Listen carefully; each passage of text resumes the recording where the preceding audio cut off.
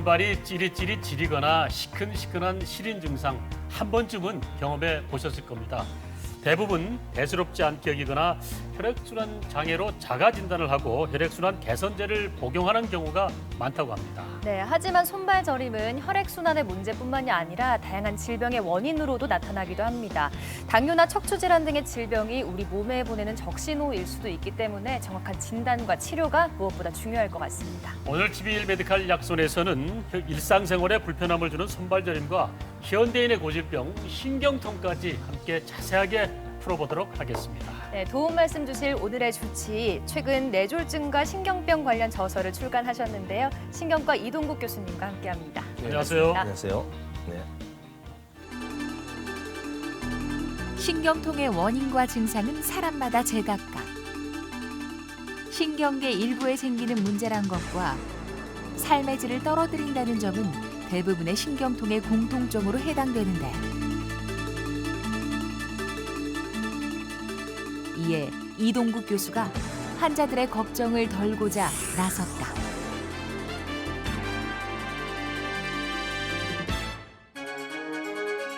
통증이란 몸에서 발생한 이상을 뇌로 전달하는 일종의 경고 신호다. 보통의 통증은 저절로 사라지지만 어떤 통증은 치료하지 않으면 계속 심해져 환자를 괴롭힌다. 손발이 저리거나 신경통이 오면은 참 걱정이 많습니다. 혹시 이런 문제가 뇌졸중이 아닐까, 아니면은 혈액순환 장애가 아닐까 걱정을 많이 하는데, 사실 신경통은 그런 문제하고 거리가 있으니까 너무 걱정을 안 하셔도 됩니다. 그래도 약물 치료를 하면 효과를 많이 볼 수 있기 때문에 손이 저리다, 손발이 시리기도 하다, 손이 탁탁 쏜다 이런 문제가 있고 하면은 진찰을 받아보는 것이 좋습니다. 신경통의 원인을 감별할 수 있는 다양한 진단법들이 현재는 많이 개발되어 있다. 병변 부위를 찾으면 그에 맞는 치료로 통증을 줄여나간다.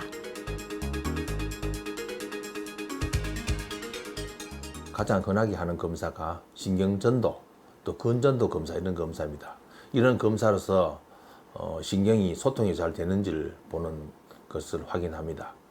그 다음 검사로는 혈액순환 검사도 같이 합니다. 혈액순환이 잘 되느냐, 신경과 혈관은 같이 가기 때문에 신경이 소통이 잘 되면 혈액순환은 잘 될 것이고, 신경이 소통이 안 되면 혈액순환도 문제될 겁니다.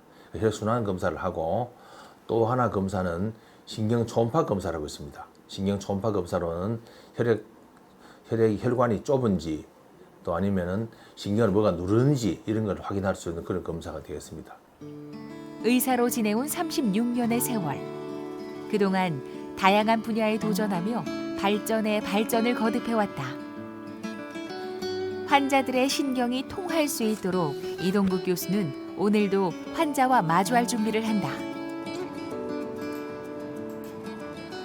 병은 가벼울 때 잡는 것이 좋습니다. 병이 힘들어서 많은 사람들이 고생을 하고 온갖 약을 쓰다가 오는 경우가 참 많은데, 병이 가벼울 때 가까운 의사들하고 상의해서 언제든지 잘 병을 다스려서 좋은 치료 결과가 있기를 바랍니다. 그리고 건강한 생활을 하기를 바랍니다. 우리는 신경계를 통해서 오감을 느끼고 몸을 자유자재로 움직일 수가 있습니다. 이렇게 신경계는 신체의 근원이라고 할 수가 있는데, 먼저 우리 몸의 신경 시스템은 어떻게 이루어져 있고 어떤 역할을 하는지가 궁금하거든요. 교수님, 알려주시죠. 네, 신경은 아주 복잡한 구조입니다. 그것을 아주 간단히 얘기하면은 중추와 말초로 나눌 수 있습니다. 네. 중추신경계에는 뇌와 척수, 이 신경 다발이고, 거기서 나와서 전신에 퍼지는 신경이 바로 말초신경계가 되겠습니다. 말초신경계는 구석구석까지 가서 우리 몸의 모든 기능을 담당하는데, 말초신경이 같이 따라가는 신경이 자율신경이 있습니다. 이 신경이 우리 몸의 모든 부분까지 가서 기능을 하도록 하기 때문에 신경계는 크게 중추신경계와 말초신경계 이 두 가지 나눌 수 있습니다. 네. 네. 우리 몸의 곳곳에 신경이 퍼져 있기 때문에 그만큼 신경의 역할이 중요하다고도 볼 수 있을 것 같은데요. 저도 가끔씩 손이 좀 차갑고 저릴 때가 있거든요. 그래요? 벌써부터. 근데 심한 분들은 밤잠을 설치기도 한다고 합니다. 이게 네. 참 시리거나 또 저린 증상이 다양한 것 같은데 왜 이런 증상이 우리 몸에 나타나게 되는지 또 어느 정도 증상일 때 이게 손발 저림이라고 칭할 수 있는지 궁금합니다. 네.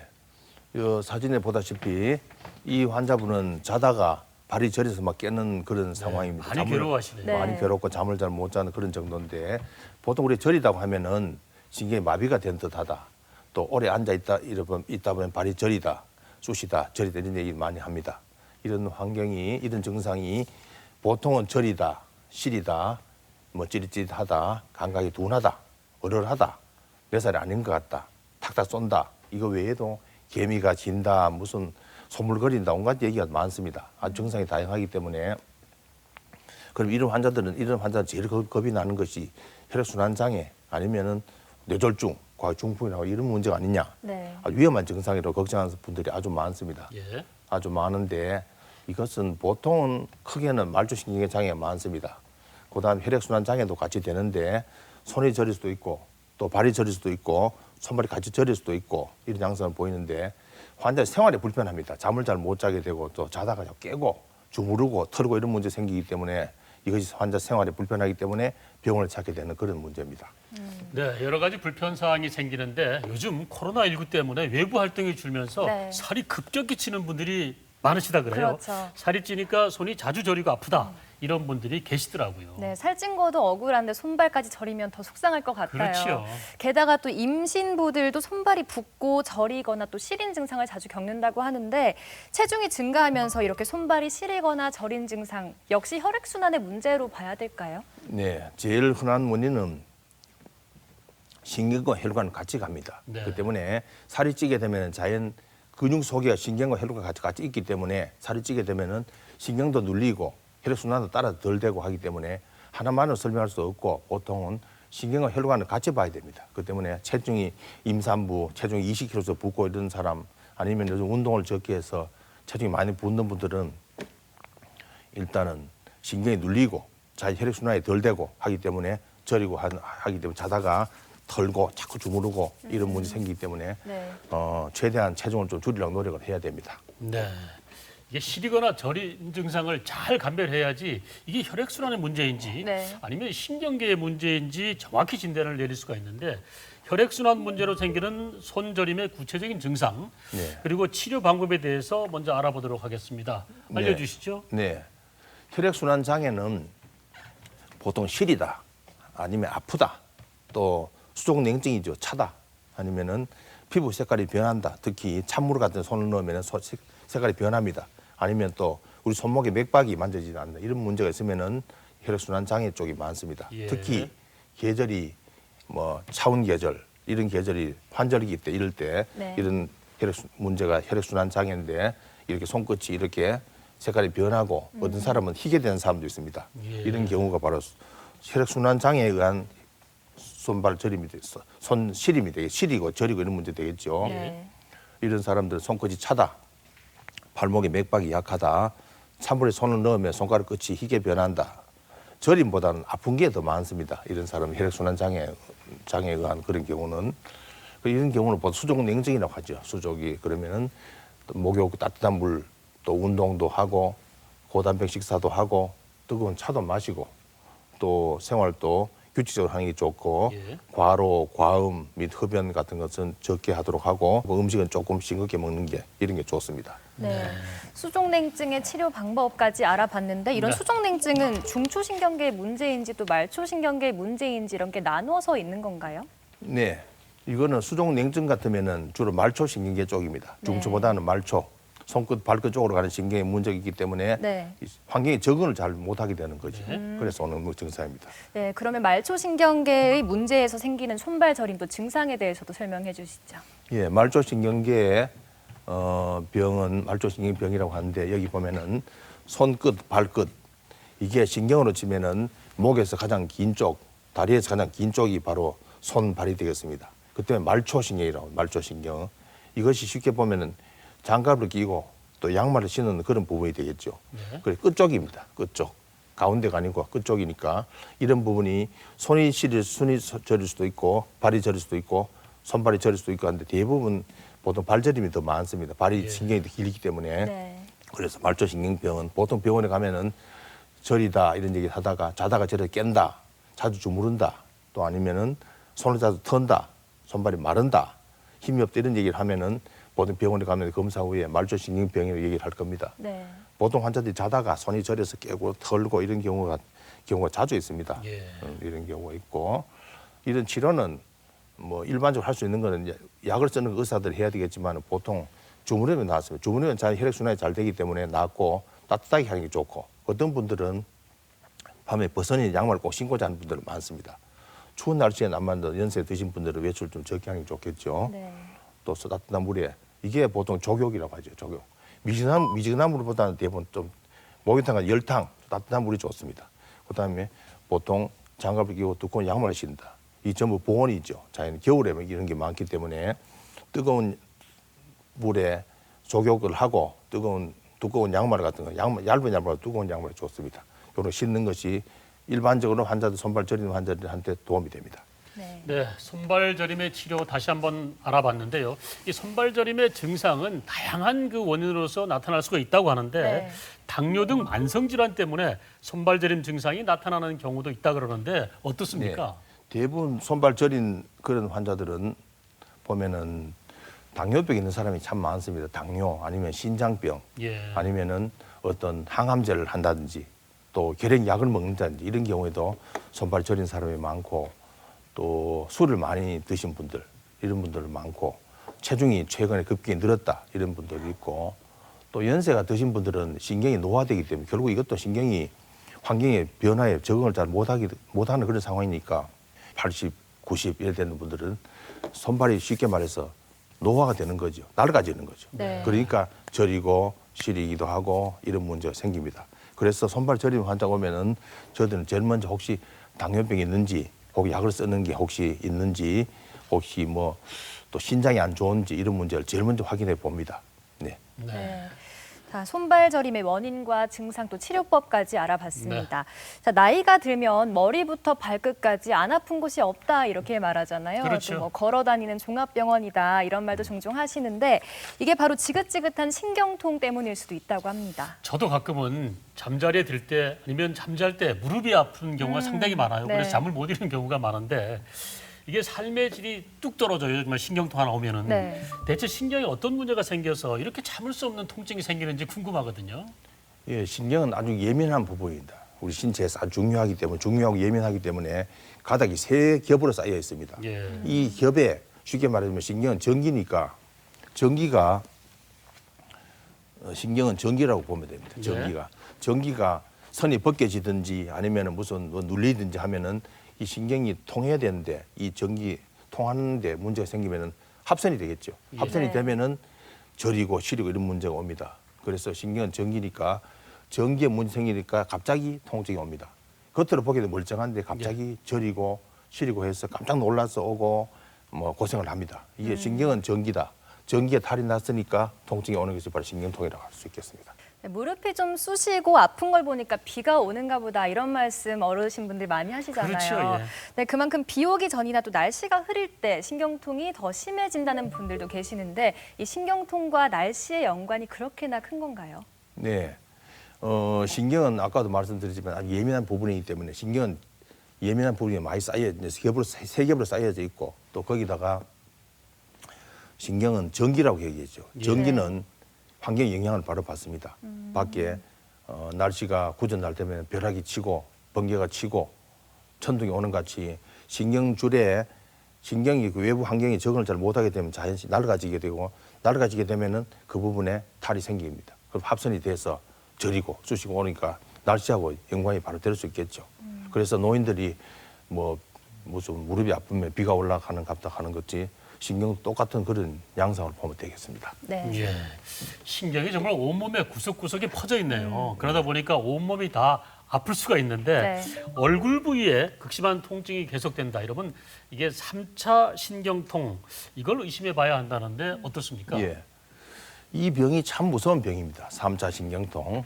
3차랑 하는 것이 이것이 신경 이름이 3차입니다. 세 가닥으로 되어 있는 신경인데 예. 얼굴에 이분 보면은 양치질 하다가 갑자기 얼굴이 아파서 찡그리고 뭐 말을 하다가도 찡그리고 네. 선풍기 바람을 쐬다가도 찡그리고 아이스크림 먹다가 찡그리고 아니면 딱딱한 음식을 먹다가 갑자기 찡그리고 갑자기 팍팍 쏩니다. 네. 쏘면은 어떤 분들은 병원에 와서 막 제 앞에 울기도 해요. 너무 아파서. 여기도 보다시피 신경이 여기 딱 눌려서 이 얼굴로 가는 신경 중에 특히 이 신경이 잘 탈이 나는 부분이 뺨하고 턱 이쪽으로 통증이 심합니다. 그 때문에 이 부분을 진찰을 못하게 합니다. 건드리려면 너무 아파서. 예.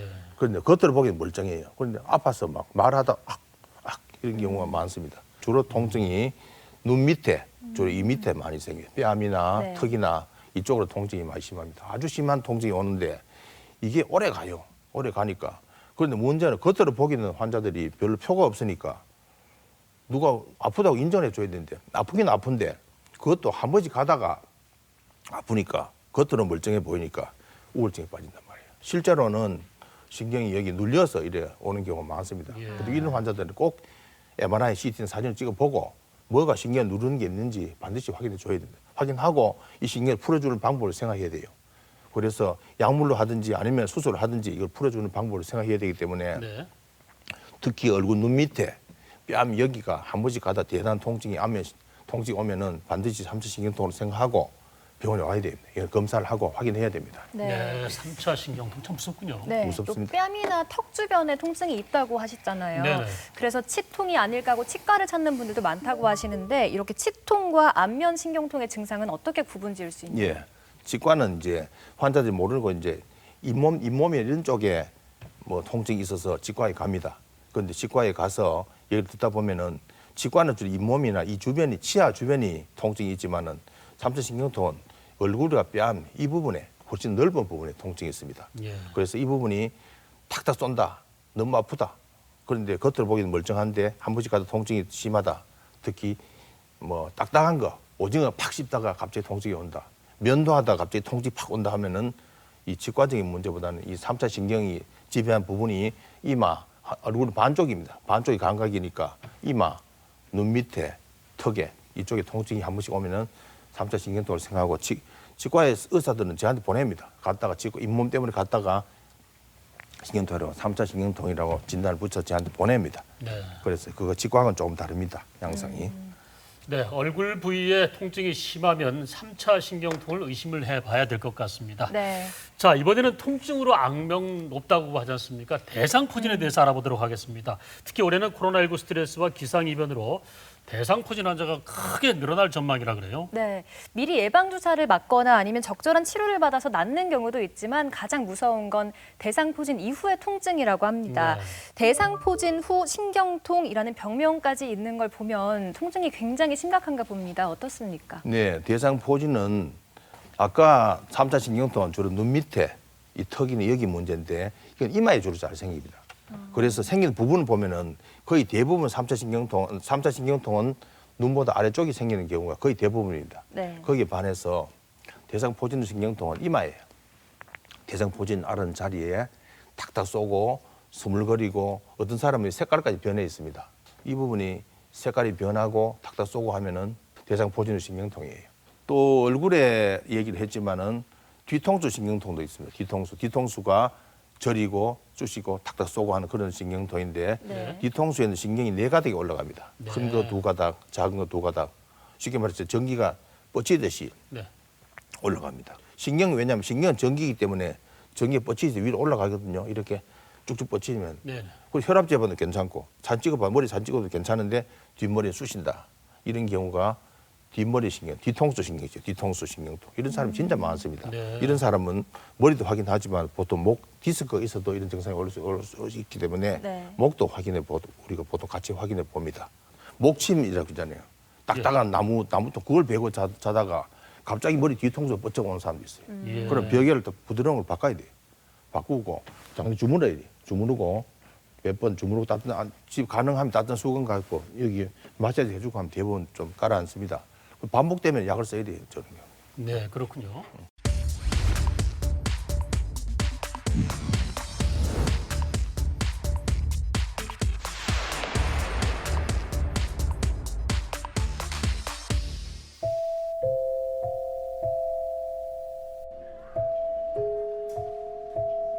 오늘 응급실을 통해 급히 내원한 원석 씨.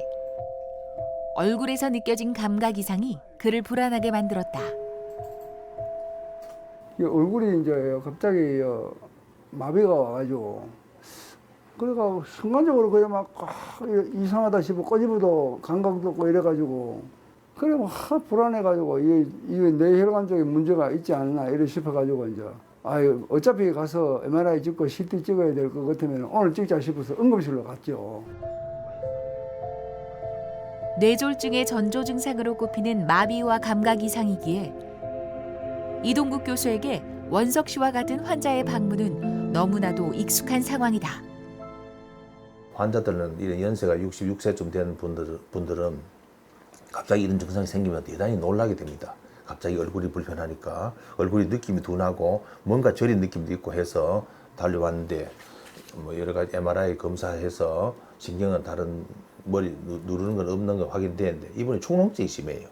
그래서 축농증은 앞으로 이비인후과가 상의해서 치료를 하도록 하고 얼굴이 불편한 것은 신경이 소통이 잘 되는지를 보는 검사가 있으니까 그 검사를 해서 오른쪽이 불편하니까 왼쪽 신경과 비교해서 어떤 차이가 있는지를 보고 나서는 대부분 약물 치료를 하면 됩니다.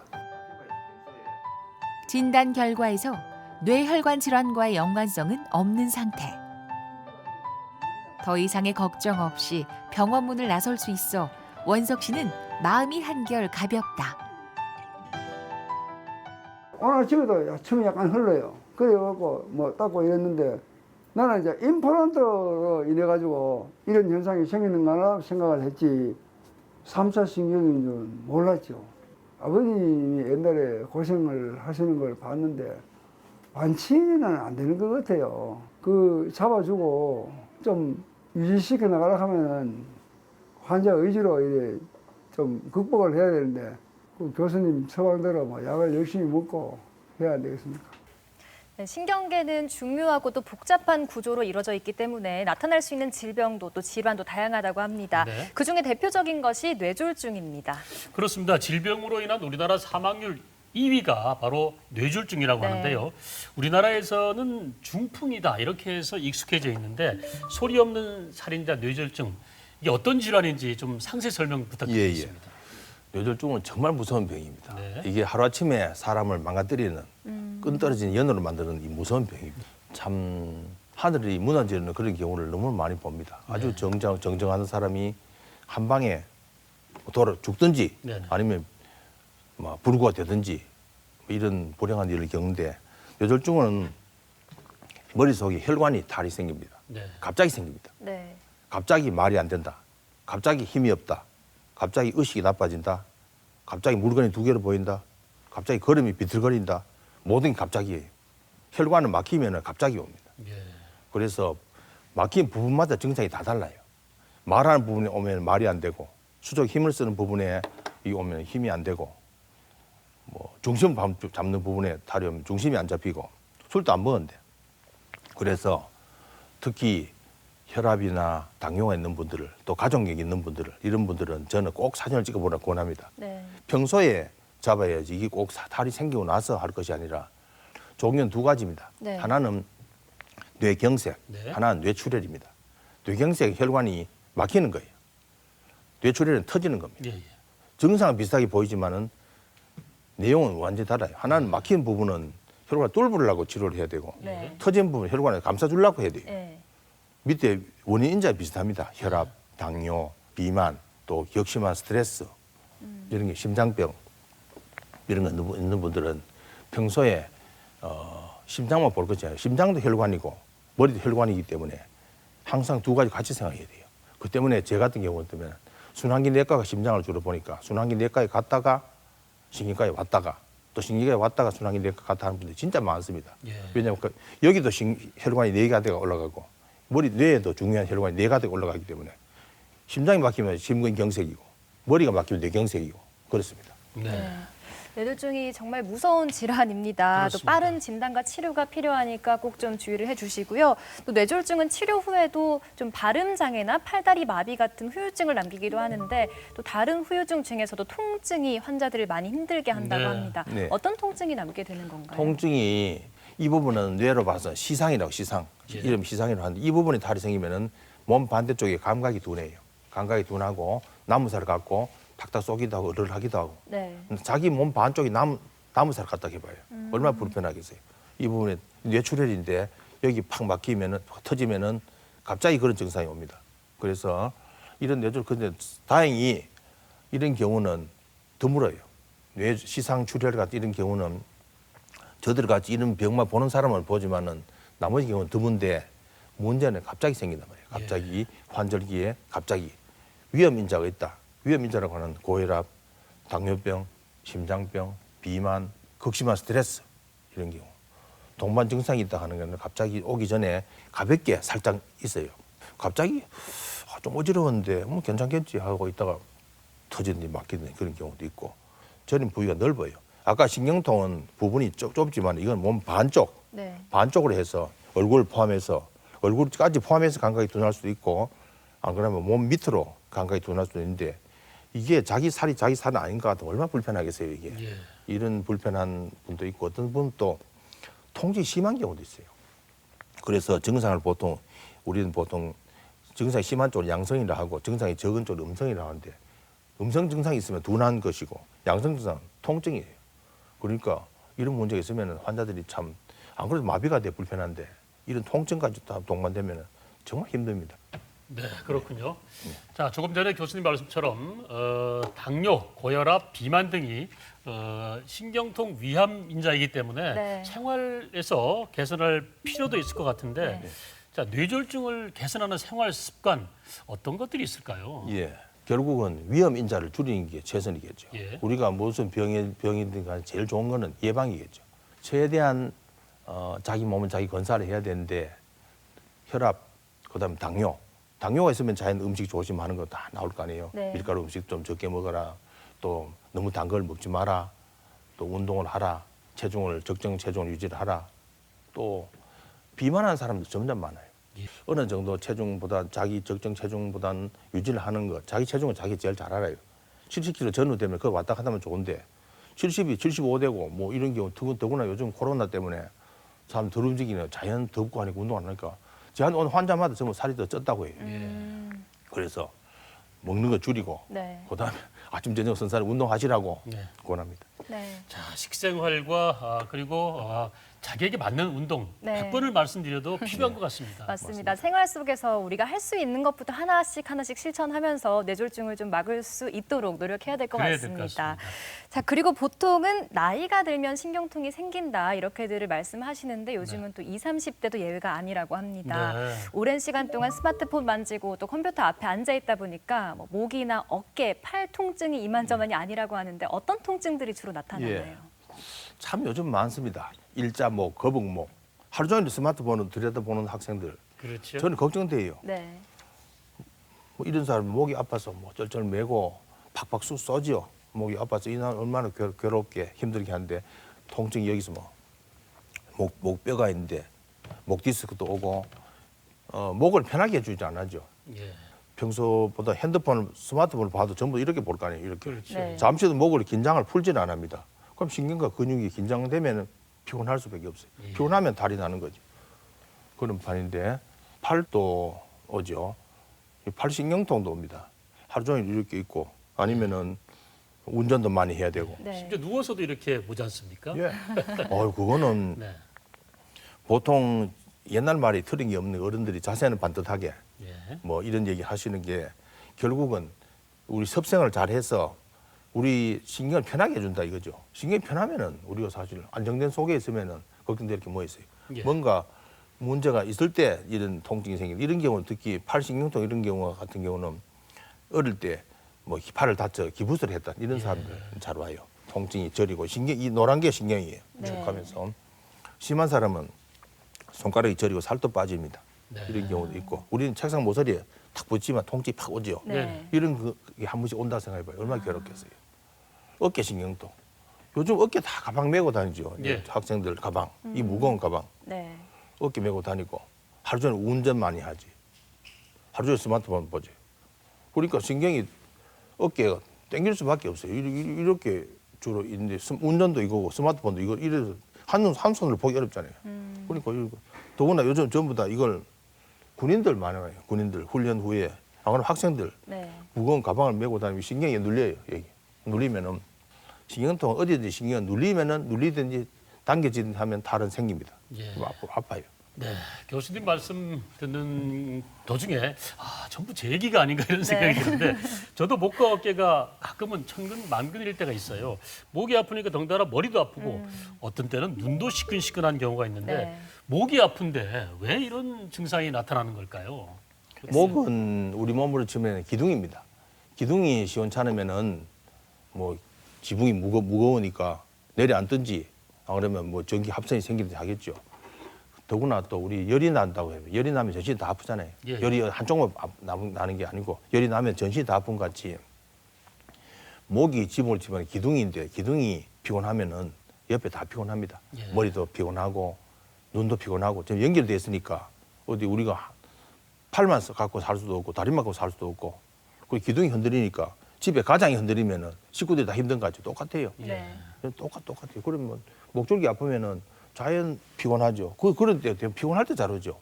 알겠습니다. 자, 그리고 또 우리 몸에서 가장 바삐 움직이는 곳 하면 또 손이 될 것 같은데 손도 가끔 이렇게 저리는 증상이 나타납니다. 예. 손에는 또 어떤 통증이 생길 수 있는지 설명해 주시죠. 손 신경도 진짜 많아요. 이거 예. 요즘 하루 종일 전부 다 컴퓨터 보고 자연 이 모니터를 보고 하니까 목줄기 아픈 건 당연히 오겠죠. 눈 피곤한 거 오겠죠. 네. 자연 되는데 그 때문에 하다가 한 번씩 쉬어주라 얘기를 하는 게 뭐 어디 긴장을 하고 피곤하면은 학생 수업 시간 같이 중간중간 쉬는 시간이 있어야 쉬어줘야 돼요. 그런데 문제는 이래 손을 많이 쓰니까 자연 손이 저리고 아파요. 그래서 손을 주무르고 털고 이런 경우가 많습니다.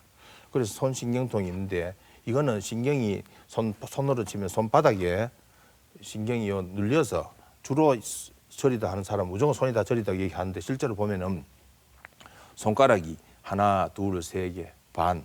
예. 요 부분이 주로 저립니다. 네. 여기 정중신경이라고 해서 신경이 손목을 통해서 가는데 이 신경이 잘 눌려요. 특히 이런 거 많은 분들은 가정주부 하루 종일 뭐 설거지 한다, 청소를 한다, 빨래를 한다. 특히 오른손을 더 많이 쓰니까 배분 오른손이잖아요. 네. 그래서 보면은 무조건 손이 저리려고 하는데 그 중에 특별히 손가락이 어디가 많이 저리려 하면 보통 한 개, 두 개, 보통 두 개, 세 개 여기 많이 저리겠죠. 저리다. 그래서 자다가 주무르고 털면 이제 혈액순환이 되거든요. 예.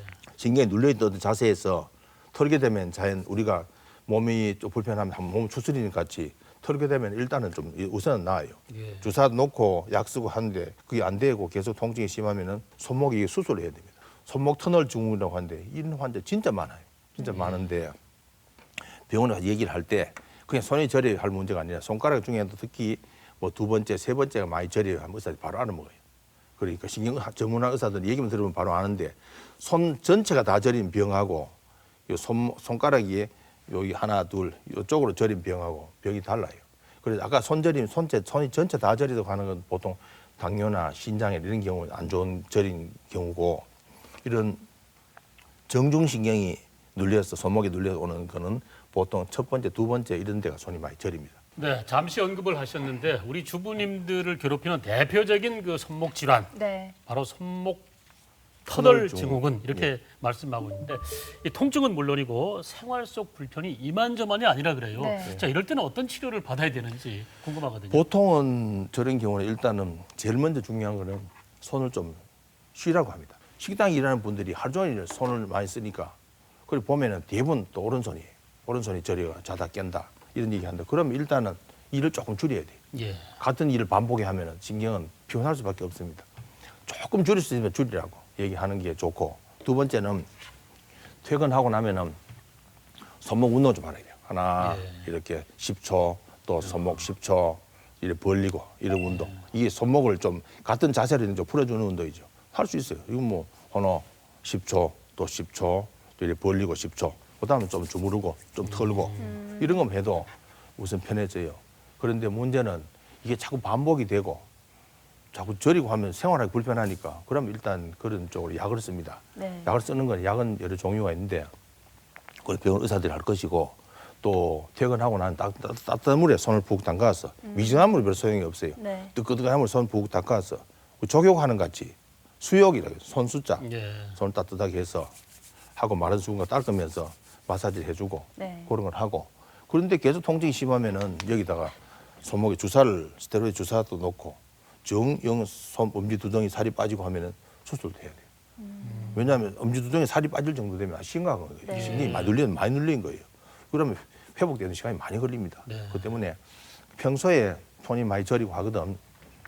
한 번은 병원에 가서 이게 손목 터널 증후군이 맞나 안 맞나 그거는 뭐 근전도 검사 이런 거 해보면 신경전도 검사하면 쉽게 알 수 있습니다. 예. 요즘 또 초음파로 검사를 하면 그 신경 초음파 검사 같은 거 하면은 힘든 것도 없어요. 통증도 없어요. 네. 되고 있으면 우리 산부인과 가면은 무슨 초음파 되는 거지 또 그런 거니까 부담이 없이 할 수 있습니다. 그래서 이런 경우는 손저는 걸 병으로 그러면 두지 말고 병원 오면은 진단은 쉽게 될 수 있습니다. 네. 일단 자주자주 휴식을 좀 해주시고 네. 스트레칭 또 따뜻한 물에 스트레칭. 담그고 있기도 좀 네. 계속 해주시면서 맞습니다. 일단 심각한 통증을 좀 막아봐야 될 것 같습니다.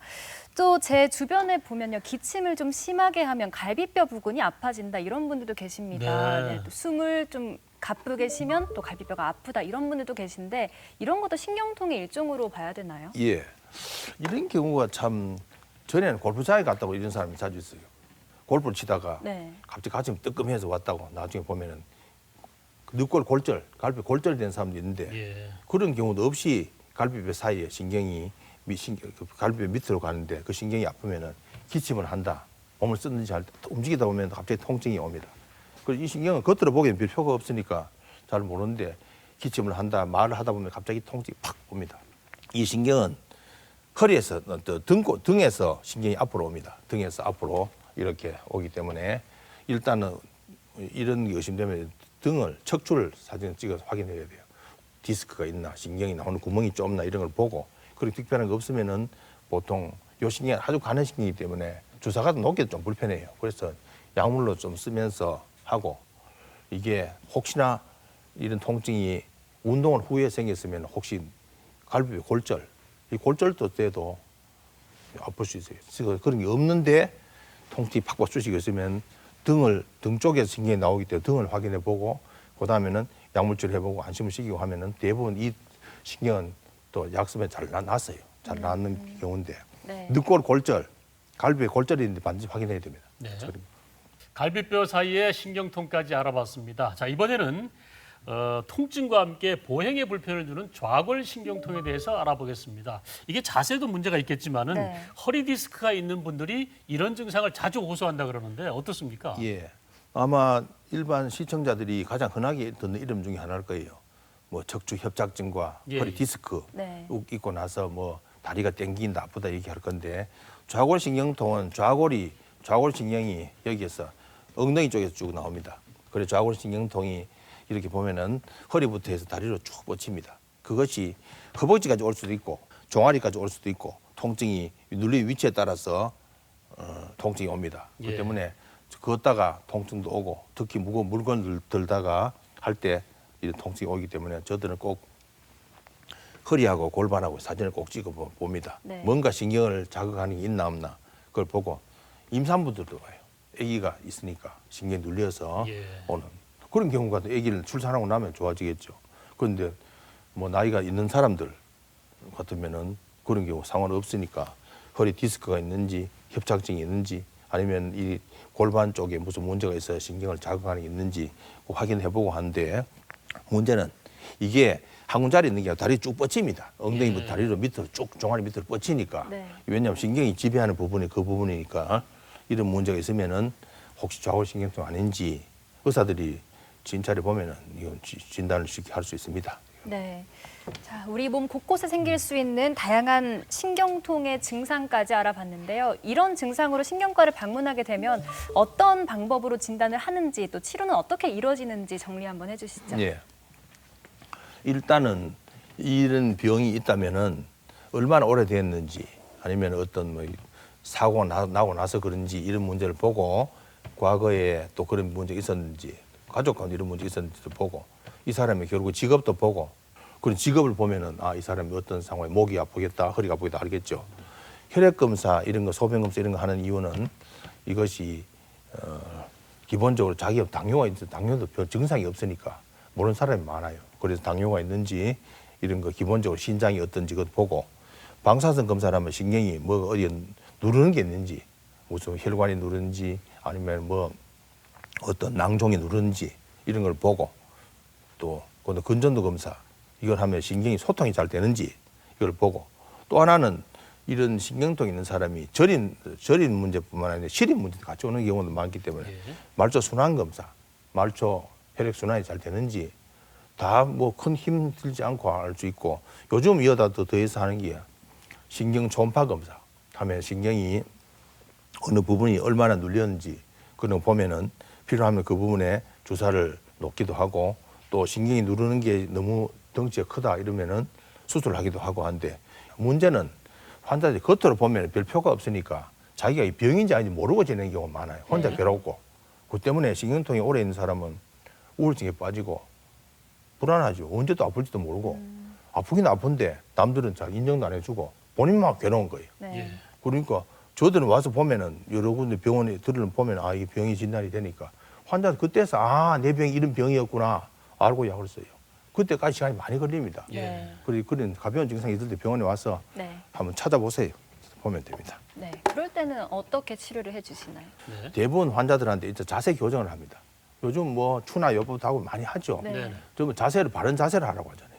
우리가 바른 자세가 참 중요한 것 같아요. 이게 바른 자세를 하면서 그게 일단 환자한테 기본적으로 직업상 손을 많이 써야 되는 사람들 얘기를 약간 줄이라 그런 얘기를 하면서 바른 자세, 약물 치료를 합니다.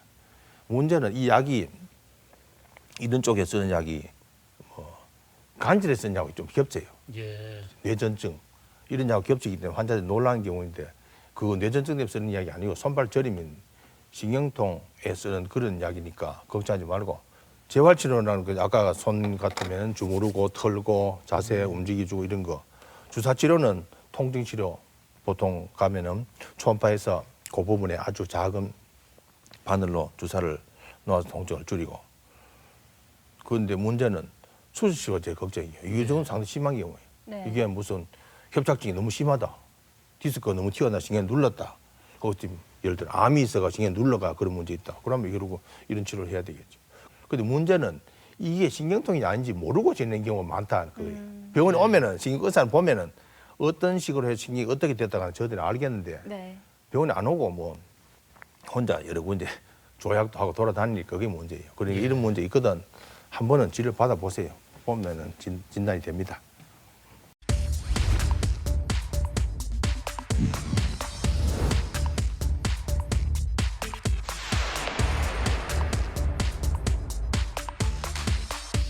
손발 저리고 손 쥐가 나고 발 저리고 발 쥐가 나고 그래 잠도 못 자요. 몸이 찌부둥하면 허리가 삐끗하고 그렇지 뭐. 나이 많으면 신경통이 다 올 수 있지 그거 뭐 안 올 수 있습니까 다. 대상포진이 와가지고요. 몸 저항을 해가지고 반틈 물집이 많이 생겨가지고 고생 많이 했어요. 저걸 너무 뭐 발도 저리고 손도 저리고 그래 혼자서 또 정거리다가 조금 나아지면 또 걸어 댕기고 폐 가지고 찜질하고 안 그러면 냉수 마차 이걸 다 하고 그냥 이제 마약 풀찌개는 병원에 가면 이제 물리치료 한 번씩 받고 그 정도입니다. 그 심하면 또 약을 먹어야지. 집에서 치료도 없잖아. 한의원에 가가 한 2달 침도 맞아봤는데 그렇게 아무 효과도 없더라고 해봐도. 그렇지 고생하고 있어요 지금. 나이가 들면 나타나는 증상이거니 하고 이렇게 대수롭지 않게 이 상황을 방치해 놓으면 일상생활이 어려울 정도로 네. 통증이 심하고 또 심할 경우에는 전신마비까지 올 수 있다고 합니다. 네, 병을 더 키우기 전에 정확한 진단과 치료를 통해서 우리 몸이 보내는 적신호를 청신호로 바꿔줘야 될 것 같습니다. 예. 약손 상담실 통해서 알아보겠습니다. 자, 식당 일을 하고 있는 60대 여성입니다. 평소 손과 팔이 자주 저리고 장단지에 근육도 뭉치는데요. 주로 밤에 심하게 나타납니다. 그런데 며칠 전 낮에 설거지를 하다가 손이 떨리면서 뒤틀리는 증상이 왔습니다. 신경과 치료를 받아야 할까요? 자, 내 의지와 상관없이 손이 뒤틀린다면 네. 상당히 당황하셨고 놀라셨을 것 같은데 어때요? 이분의 증상은 근육 경련으로 봐야 됩니까? 아니면 뭐 신경통으로 봐야 됩니까? 이 사람은 전형적인 신경통 증상입니다. 예. 치료를 받아야 됩니다. 예. 받아야 되고 식당 일을 하고 있다면 일단은 일을 많이 하는 분이에요. 특히 서서 하루 종일 손을 써야 되는 그런 분이고 네. 자주 저리고 이 신경이 탈이 났죠. 특히 서가 있는 서가 있는 작업이 많기 때문에 신경이 피곤하니까 근육도 뭉쳤었어요. 두고 밤에 더 해요. 낮에는 사람들이 긴장을 하니까 자기가 대응을 할 수 있는데 밤에는 자다 보면 저리면 깨요. 낮에는 자는 사람이 없잖아요. 낮잠 자는 사람이 있겠지만. 그런데 며칠 전에 설거지 하다 열심히 손을 쓰다가 떨리면 손이 과부하 걸리는 얘기죠. 쉽게 말해서 우리가 많이 걷고 나면 다리 쥐나는 것 같이 뻣뻣해지는 것 같이 이런 양상이니까 이분은 봐서는 신경통이 말초신경이 지금 약해져 있는 상황입니다. 그래서 가면은 손발이 저리고 있는 거 봐서는 다발성 말초신경병이라고 할 수 있겠고 그 때문에 손이 저리고 다리가 뒤틀리고 이런 증상이 오니까 신경과 치료를 받아보는 게 좋습니다. 네, 이분 같은 경우는 반드시 전문의와 상담을 해보셔야 될 것 같습니다. 네. 자, 다음 상담 만나보겠습니다. 코로나 때문인지 면역력이 떨어져서 얼굴과 귀 뒤쪽으로 대상포진이 생겼습니다. 병원에서 약물 치료와 물리 치료를 받고 회복 중인데요. 그런데 얼굴 한쪽이 굳는 느낌이 듭니다. 안면마비 증상이 아닌가 싶어서 너무 걱정이 되는데요. 대상포진에 걸려도 안면마비가 올 수가 있는지요? 네, 얼굴이 굳거나 마비되는 증상이 오면 얼마나 좀 두렵고 그렇죠. 무서울까요? 예. 자, 이렇게 대상포진이 생겨도 안면마비가 올 수 있는 건가요? 예, 올 수 있습니다. 올 수가 있는데 네. 특히 면역력이 떨어질 때 대상포진이 오면서 귀하고 또 귀 쪽으로 염증이 생기면서 한쪽 얼굴이 마비되는 경우는 우리 자주 봅니다. 그러나 그런 증상이 따로 있습니다.